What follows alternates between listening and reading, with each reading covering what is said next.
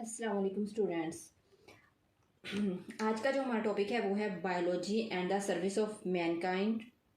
Biology first year chapter number first. Okay, तो biology and the service of mankind में आज हम discuss करेंगे कि किस तरह जो साइंस है या किस तरह बायोलॉजी जो है वो मैनकाइंड की हेल्प करती है डिफरेंट मेथड्स में, कि जो इंसान है वो अपने लिए बेहतर इन्वायरमेंट और बेहतर वैरायटी जो फूड की है वो इंट्रोड्यूस करवा सके। अब यहाँ पे यहाँ पे हमारे पास टॉपिक्स हैं जिसमें है food production, disease control, protection and conservation of environment. इन जगहों पे जो बायोलॉजी है वो हेल्प करती है मैनकाइंड की। तो सबसे पहले हम डिस्कस कर रहे हैं फूड प्रोडक्शन को, कि किस तरह से हम बायोलॉजी के मेथड्स को यूज़ करते हुए फूड की प्रोडक्शन में फूड की जो पैदावार है उसको इंक्रीज कर सकते हैं और उसमें इजाफा कर सकते हैं। ठीक है, अब सबसे पहले यहाँ पे आ जाता है हमारे पास न्यू वैरायटीज़, कि किस तरह हम न्यू वैरायटीज़ को इंट्रोड्यूस करवा सकते हैं। कंट्रोल ऑफ डिजीज़ को किस तरह से कंट्रोल करेंगे। IDM है, integrate disease management, hydroponic culture technique and preservation of food. इन तमाम मेथड से हम जो है वो फूड की प्रोडक्शन में इजाफा कर सकते हैं और ज़्यादा से ज़्यादा फूड को जो है वो उसकी वैरायटीज़ को इंट्रोड्यूस करवा सकते हैं। सबसे पहले हम बात कर रहे हैं यहाँ पे न्यू वैरायटीज़ पे। अब न्यू वैरायटीज़ में हमारे पास सबसे पहले आता है use of selective breedings and use of genetic engineering. ये इनके सिलेक्टिव ब्रीडिंग से और जेनेटिक इंजीनियरिंग के मेथड्स को यूज़ करते हुए हम अपनी फूड की न्यू वैरायटीज़ मार्केट में इंट्रोड्यूस करवा सकते हैं, ताकि वो हमें फूड की ज़्यादा से ज़्यादा यील्ड दे सके और हमें फूड की शॉर्टेज का मसला जो है वो सॉल्व हो सके। ठीक है, अब सिलेक्टिव ब्रीडिंग्स में हम देखते हैं कि सिलेक्टिव ब्रीडिंग में क्या है, by use of genetic principles. हम जेनेटिक प्रिंसिपल्स को यूज़ करते हुए जो ब्रीडर्स हैं वो क्या करते हैं, डिफरेंट फूड की जो प्रोडक्शन है उसमें इजाफा कर सकते हैं। फॉर एग्जांपल, अब ब्रीडर्स ने क्या किया है कि जेनेटिक प्रिंसिपल्स को यूज़ करते हुए, यानी कि जेनेटिक इंजीनियरिंग को ही यूज़ करते हुए उन्होंने जो है वो वीट की पैदावार में इजाफा किया है, इंक्रीज़ किया है राइस की यील्ड को, corn, chicken, cow and sheep and poultry breeders develop broiler. इनके अब जो पोल्ट्री ब्रीडर्स हैं उन्होंने डेवलप किया है ब्रायलर को। अब ब्रायलर आप सबको पता है बहुत ही जो है वो शॉर्ट टाइम में वो बहुत ज़्यादा मीट की जो प्रोडक्शन है वो देता है हमें, इनके वाइट मीट में इजाफा हुआ है जिसको हम चिकन कहते हैं। ठीक है, तो जो कि बहुत कम अरसे में तैयार हो जाता है और हमारी फूड की जो किल्लत है उसको बहुत हद तक जो ब्रायलर है वो पूरा करता है। ठीक है, तो ये हमारे पास है सिलेक्टिव ब्रीडिंग्स के हम सिलेक्ट कर सकते हैं, ब्रीडर्स जो है वो सिलेक्ट करते हैं अपनी वैरायटीज़ को और वही वैरायटीज़ जो है वो मार्केट में इंट्रोड्यूस करवाते हैं, ताकि कम वक्त में ज़्यादा जो है फूड की पैदावार को हासिल किया जा सके। ठीक है, उसके बाद अगर हम बात करें यूज़ ऑफ जेनेटिक इंजीनियरिंग की, कि जेनेटिक इंजीनियरिंग के मेथड्स को यूज़ करते हुए भी जो है बहुत ज़्यादा इजाफा हुआ है फूड की प्रोडक्शन में, जिसमें सबसे पहले आ जाता है ट्रांसजेनिक प्लांट। अब ट्रांसजेनिक प्लांट हमारे पास क्या है, इसको पढ़ना या इसको समझना सबसे पहले आप लोगों के लिए ज़रूरी है कि that plant to produce by incorporation of foreign DNA और फॉरेन जीन। इनके अंदर जो है वो फॉरेन DNA और फॉरेन जीन इंसर्ट किया जाता है। ठीक है, तो जो है वो DNA और फॉरेन जीन जो है वो इनके अंदर इंसर्ट किया जाता है। ठीक है, तो ऐसे प्लांट्स को क्या कहते हैं हम, ट्रांसजेनिक प्लांट और ट्रांसजेनिक एनिमल्स। अब ट्रांसजेनिक सिर्फ प्लांट ही नहीं होते बल्कि हम ट्रांसजेनिक एनिमल्स को भी इंट्रोड्यूस करवा सकते हैं। That plants which incorporated of foreign DNA और foreign gene is called transgenic plant, और that animals which incorporated of foreign DNA और foreign gene is called transgenic plants, transgenic animals. यानी कि हम ना सिर्फ प्लांट की जो प्रोडक्शन है उसमें इजाफा कर सकते हैं बल्कि एनिमल प्रोडक्शन में भी हम इजाफा कर सकते हैं, जैसे पीछे हमने ब्रायलर को भी डिस्कस किया है। ठीक है, तो इस तरह हम जो है वो एनिमल्स के अंदर भी फॉरेन DNA और फॉरेन जीन को इंकॉर्पोरेट कर सकते हैं, ताकि जो एनिमल्स की वजह से फूड प्रोडक्शन है उसमें भी इजाफा हो सके। ठीक है, उसका नेक्स्ट मेथड जो आ जाता है जेनेटिक इंजीनियरिंग में वो है टिश्यू कल्चर। अब टिश्यू कल्चर हमारे पास क्या है कि is growth of tissue of an artificial medium, यानी कि टिश्यू की ग्रोथ होती है कहाँ पे, आर्टिफिशियल मीडियम के अंदर। ठीक है, आर्टिफिशियल मीडियम। अब इस आर्टिफिशियल मीडियम में किसी भी जो है वो प्लांट को रख के उसकी आइडेंटिकल कॉपीज बनाई जाती हैं। अब जब जितनी ज़्यादा आइडेंटिकल कॉपीज बनेगी उतने ही ज़्यादा वो प्लांट जो है वो ग्रो करेगा और उतनी ही ज़्यादा फूड की जो वैरायटीज़ है या फूड की जो प्रोडक्शन है वो हमें हासिल होगी, ठीक है। नेक्स्ट इज है क्लोनिंग। क्लोनिंग क्या है? The cloning is the production of genetically identical copies of organism, ठीक है। इसमें क्या किया जाता है?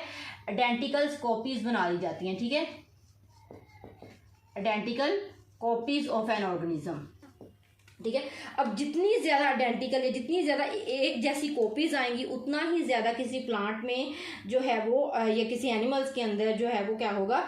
इजाफा होगा, उतनी ही ज़्यादा फूड की प्रोडक्शन आएगी। और ये जो आइडेंटिकल कॉपीज बनाई जाती हैं ये जिस मेथड से बनाई जाती है उसको हम कहते हैं एसेक्सुअल,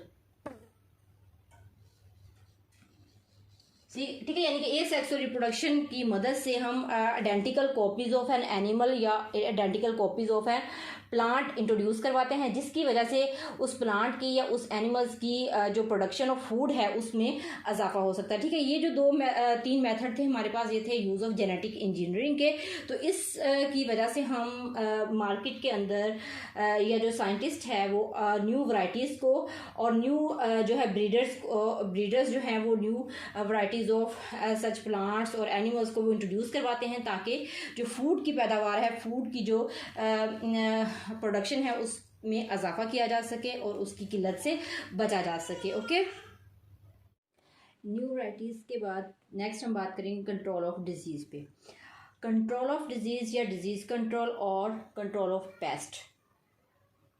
तो किस तरह से हम डिजीज़ पे कंट्रोल करके फूड प्रोडक्शन में जो है वो इजाफा कर सकते हैं। तो कंट्रोल ऑफ पेस्ट में सबसे पहले हम ये जान लेते हैं कि व्हाट इज़ पेस्ट और पैथोजन, ओके। पेस्ट को ही सेकंड हम कहते हैं पैथोजन। अब पैथोजन या फिर पेस्ट क्या होता है? Disease causing agent is called pathogen. कि बीमारी पैदा करने वाला जो ऑर्गेनिज्म होता है या एजेंट होता है उसको हम कहते हैं पैथोजन और पेस्ट, ओके। अब डिजीज़ कंट्रोल करने के लिए या फिर पेस्ट को कंट्रोल करने के दो मेथड्स हैं हमारे पास, chemical control and biological control. अब सबसे पहले हम यहाँ पे डिस्कस कर रहे हैं केमिकल कंट्रोल को। अब जो केमिकल कंट्रोल है, जाहिर है नाम से ही पता चलता है कि वो किसी न किसी केमिकल के ज़रिए से होता है, यानी कि केमिकल जो है वो कंट्रोल करता है डिजीज़ को, तो इसको हम कहते हैं केमिकल कंट्रोल, ओके। अब केमिकल कंट्रोल में क्या हो सकता है? यूज़ ऑफ पेस्टिसाइड्स, यानी कि पेस्ट को यूज़ करके, जो पेस्ट को किल करने के लिए हम पेस्टिसाइड्स यूज़ करते हैं और वो एक केमिकल है, ठीक है। तो उसको यूज़ ऑफ पेस्टिसाइड्स है और other is use of fungicides. अब जो पेस्ट को किल करने के लिए केमिकल यूज़ होता है उसको हम पेस्टिसाइड्स कहते हैं, और जो फंगस को कंट्रोल करने के लिए केमिकल यूज़ होता है उसको हम क्या कहते हैं? Fungicide, okay. अब ये कोई केमिकल है। अब जब भी कोई केमिकल किसी डिजीज़ के लिए जो है उसको ख़त्म करने के लिए यूज़ होगा तो उसका कोई ना कोई साइड इफ़ेक्ट भी होगा। जैसे फॉर एग्जांपल अगर हमें बुखार होता है तो हम बुखार में कोई सिरप जो है लेते हैं, पैरासीटामोल एक्सेट्रा, तो उससे क्या होता है कि वो ना सिर्फ हमारे जिस्म में मौजूद डिजीज़ को ख़त्म करता है बल्कि वो हमारी क़ुव्वत मुदाफ़त को भी कम करता है, ठीक है। अब यहाँ पे इसीलिए कहा जाता है कि अगर हमें थोड़ा बहुत बुखार है या थोड़ा बहुत सर दर्द है तो हमें फ़ौरन से मेडिसिन नहीं यूज़ करनी चाहिए, क्योंकि वो हमारे अंदर जो है वो इम्यूनिटी को थोड़ा डिक्रीज़ कर देता है, ओके। अब नेक्स्ट इसका अगर हम कॉज देखें तो कॉज क्या हो सकता है? अगर हम किसी केमिकल को यूज़ करेंगे तो ये कॉज करेगा पोल्यूशन को, टॉक्सिसिटी को एंड रेजिस्टेंस को, ठीक है। यानी कि इन्वायरमेंट के अंदर पोल्यूशन काज करेगा, टॉक्सिसिटी काज करेगा और रेजिस्टेंस किसके खिलाफ? पेस्ट के लिए, ठीक है। तो जैसे मैंने कहा कि अगर हम बुखार में कोई सी बैक्टीरिया की वजह से हमें बुखार है तो अगर हम मेडिसिन फ़ौरन ले लेते हैं तो उससे क्या होता है? रेजिस्टेंस पैदा होती है उस ऑर्गेनिज्म के अंदर, ठीक है। यानी कि अगर एक ही मेडिसिन हम बार बार यूज़ करें तो हमें वो सूट नहीं करती, ठीक है। तो हमें उससे हाई डोज जो है वो मेडिसिन या टैबलेट्स का इस्तेमाल करना पड़ता है। इसी तरह अगर प्लांट्स के अंदर भी हम देखें कि अगर हम केमिकल स्प्रे यूज़ करते हैं तो एक ही स्प्रे का बार बार यूज़ करें तो वो जो है ऑर्गेनिज्म उसके लिए रेजिस्टेंस अपने अंदर पैदा कर लेता है, अपने अंदर क़ुव्वत मुदाफ़त जो है वो पैदा कर लेता है, ठीक है। तो इससे क्या होता है कि ऑर्गेनिज्म को जो है वो ऑर्गेनिज्म को जो है वो क्या होता है, इससे उसके अंदर कुव्वत मुदाफ़त पैदा होती है और वो किल नहीं हो सकता, ठीक है, एक ही तरह के मेथड से। तो अब हमें उसको मारने के लिए उससे ज़्यादा हाई डोज की मेडिसिन यूज़ करनी पड़ेगी। ओके, अदर है बायोलॉजिकल कंट्रोल। अब बायोलॉजिकल कंट्रोल जो है वो क्या होता है कि control of paste by using of living organisms, यानी कि पेस्ट को किल करने के लिए हम किसी अप्रोप्रिएट लिविंग ऑर्गेनिजम्स का यूज़ करेंगे। फॉर एग्जांपल बैक्टीरिया, ठीक है। अब बैक्टीरिया को हम क्या कहते हैं, बायोपेस्टिसाइड्स, ठीक है, ये बायोपेस्टिसाइड्स होते हैं। इसी तरह जो है वेस्प, अब वेस्प क्या है, ये भी एक पेस्टिसाइड है, पेस्टिसाइड ही है जो दूसरे जो है वो एफिड को किल करने के लिए इस्तेमाल होता है, ठीक है। ये जो वेस्प है ये एफिड को किल करता है, ठीक है, यानी कि होता ही ऑर्गेनिज्म ही है लेकिन दूसरे ऑर्गेनिज्म को किल करने के लिए। अब यहाँ पे देखिए एक ऑर्गेनिज्म दूसरे ऑर्गेनिज्म को किल कर रहा है, ठीक है, तो इसका कोई फ़ायदा नहीं है, सॉरी इसका कोई नुकसान नहीं है, ना ये पोल्यूशन काज करेगा, ना ये टॉक्सिसिटी काज करेगा और ना ही ये रेजिस्टेंस काज कर सकता है, ठीक है, क्योंकि जिस ऑर्गेनिज्म को ये खाएगा या किल करेगा वो वहीं पे ख़त्म हो जाएगा, ठीक है। तो इसका इन्वायरमेंट को कोई भी हार्मफुल जो इम्पैक्ट है वो नहीं जाता, ठीक है। अब ये आपको समझ आ गया कि डिजीज़ कंट्रोल, ठीक है। उसके बाद हम देख रहे हैं आईडीएम। आईडीएम क्या होता है स्टूडेंट्स, इंटीग्रेट डिजीज मैनेजमेंट, यानी कि all possible method use to control disease, कि जितने भी अप्रोप्रिएट मेथड्स हैं हम किसी भी डिजीज़ को ख़त्म करने के लिए वो यूज़ कर रहे हैं, चाहे वो प्लांट्स के अंदर है चाहे वो एनिमल्स में है, उनको हम क्या कहते हैं, आईडीएम कहते हैं, इंटीग्रेट डिजीज़ मैनेजमेंट। और वो मेथड्स कोई भी हो सकता है, फॉर एग्जांपल यहाँ पे मैंने आपको केमिकल मेथड बताया, बायोलॉजिकल मेथड बताया, इसी तरह लोगों के अंदर अवेयरनेस पैदा करके सेमिनार्स को मुनक्कद करके, ठीक है। तो वो इस तरह से डिफरेंट जो है वो चीज़ों से हम जो हमारी अवाम है उसको हम दे सकते हैं, अवेयरनेस दे सकते हैं, जिससे क्या होता है कि हम उस बीमारी को किल कर सकते हैं। जैसे फॉर एग्जांपल मलेरिया आता है तो हम मलेरिया के लिए मुहिम चलाते हैं, ठीक है, हम बैनर्स लगाते हैं कि आपको अपने घरों को साफ़ रखना चाहिए, पानी साफ कहीं भी खड़ा नहीं होना चाहिए, ठीक है। इस तरह डेंगू है तो डेंगू में भी हम यही कहते हैं, ठीक है।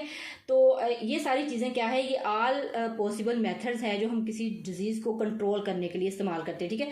अब डिजीज़ का कंट्रोल क्या है, सबसे बेस्ट कंट्रोल क्या है कि हम उस डिजीज़ के बारे में लोगों को अवेयरनेस दें। जैसे पोलियो है, जैसे जो है वो मलेरिया हो गया, डेंगू हो गया, तो हमें लोगों को बताना चाहिए कि डेंगू क्या है, कैसे आता है, मलेरिया क्या है, किस तरह से फैलता है। तो लोग क्या करेंगे, अवेयरनेस हासिल करेंगे तो वो डिजीज़ होने के जो चांसेस है वो कम से कम होते चले जाएंगे। ओके, अब नेक्स्ट है हमारे पास हाइड्रोपोनिक कल्चर टेक्निक। अब हाइड्रोपोनिक कल्चर टेक्निक क्या होता है, plants grown in aerated water. अब यहाँ पे आपको समझना ये चाहिए कि एरेटेड वाटर क्या चीज़ है, ठीक है।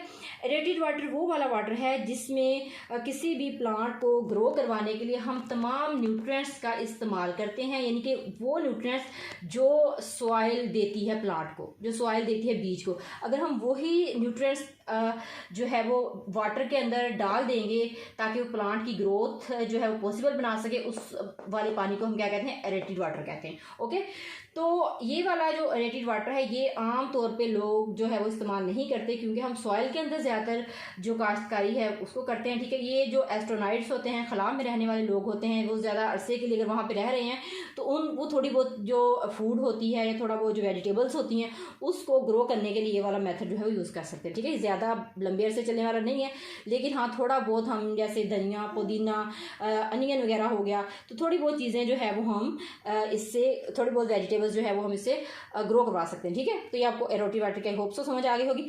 नेक्स्ट है हमारे पास प्रिजर्वेशन ऑफ फूड। अब देखें, फर्स्ट ऑफ ऑल हमने फूड प्रोडक्शन की बात करें, हमने न्यू वैरायटीज़ भी कर ली, डिजीज़ कंट्रोल भी कर रहे हैं, हाइड्रोपोनिक कल्चर टेक्निक आईडीएम भी कर ली। अब हमें जो फूड हमने हासिल किया है उस फूड को प्रिजर्व करना है, ठीक है, ताकि हम उसको लंबे अरसे तक चला सके। तो फूड को प्रिजर्व करने के लिए जिस साइंटिस्ट ने सबसे पहले हमें बताया था वो है लुईस पास्चर। तो लुईस पास्चर ने बताया था कि किस तरह हम अपनी फूड को लंबे टाइम तक जो है वो स्टोर कर सकते हैं। तो उसने मिल्क और मिल्क प्रोडक्ट को, ठीक है, यहाँ पे मिल्क प्रोडक्ट जो है वो